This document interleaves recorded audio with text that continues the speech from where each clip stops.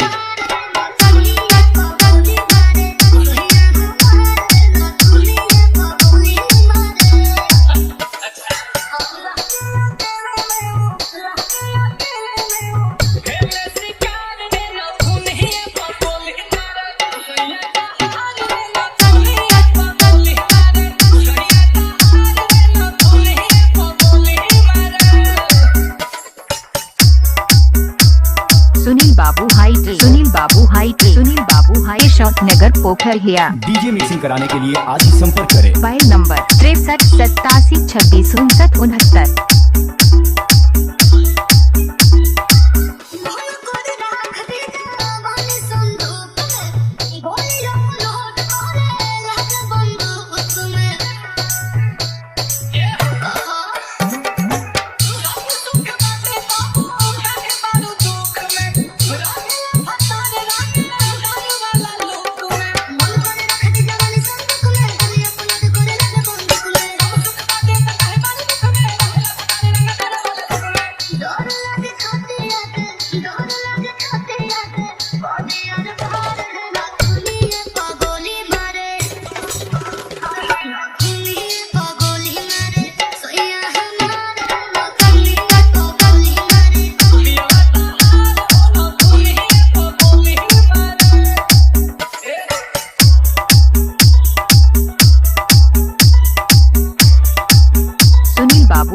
सुनील बाबू height shot नगर पोखर हिया। डीजे मिक्सिंग कराने के लिए आज ही संपर्क करें। Mobile number 63872669।